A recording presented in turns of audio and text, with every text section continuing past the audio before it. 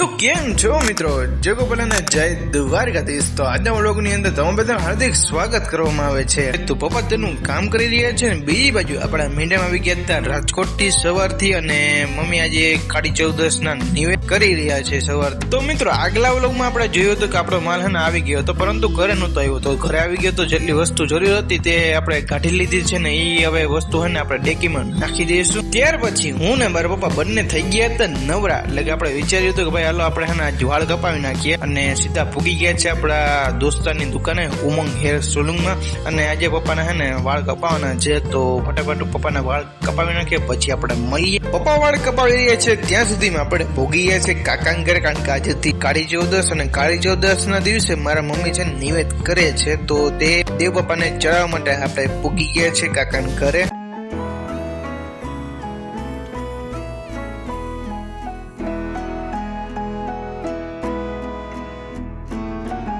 તો મિત્રો કાલે છે દિવાળી, અને મિત્રો અત્યારથી જ આપણા મેડમ છે ને દિવાળીની રંગોળી કરવા બેસી ગયા છે। તો બીજી બાજુ હે ને મેડમ હે ને નવીન વસ્તુ બનાવી છે દીવા કરવાની, તો તમને કેવી લાગી જરીક કમેન્ટમાં કહેજો।